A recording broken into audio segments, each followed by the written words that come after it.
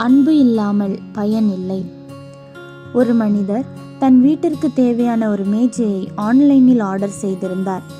அது வந்தபோது அவைகளை எடுத்து வெளியே வைத்தபோது ஏதோ குறை இருக்கிறதாக நினைத்தார். கடைசியில் அவர்கள் அனுப்பிய படத்தை வைத்து பார்த்தபோது அதில் இருக்க வேண்டிய 4 கால்களில் ஒரு கால் இருக்கவில்லை. ஒரு கால் இல்லாமல் அந்த மேஜையை சரியாக பொருத்த முடியவில்லை. அது பயனற்றதாகிவிட்டது.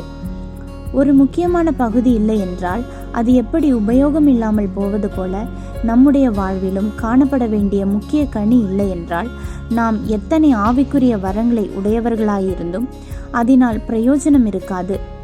ஒவ்வொரு கிறிஸ்தவர்களிடமும் காணப்பட வேண்டிய முக்கியமான கனி அன்பாகும்.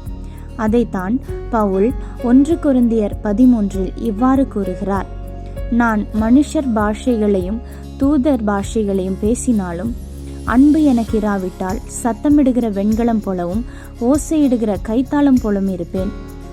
நான் தீர்க்க தரிசன வரத்தை உடையவனாயிருந்து சகல ரகசியங்களையும் சகல அறிவையும் அறிந்தாலும் மலைகளை பெயர்க்கத்தக்க சகல விசுவாசமுள்ளவனாயிருந்தாலும் அன்பு எனக்கு இராவிட்டால் நான் ஒன்றுமில்லை.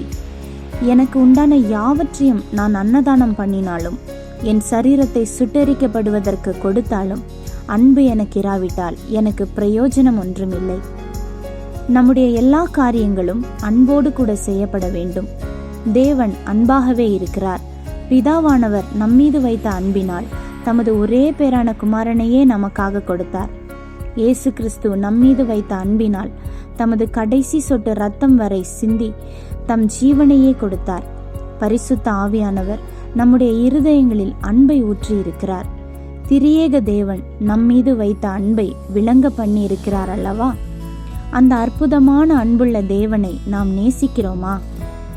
தேவனை நாம் நேசித்தோமானால் நம்மோடு இருக்கிற மற்றவர்களையும் தானாக நாம் நேசிப்போம்.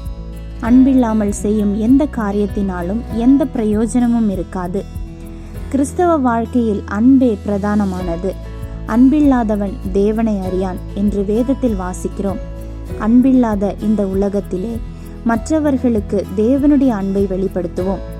தேவன் நமக்கு வெளிப்படுத்தின அன்பை மற்றவர்களோடு பகிர்ந்து கொள்வோம். அதன் மூலம் தேவன் மகிமைப்படுவார். ஆமேன். அல்லேலூயா.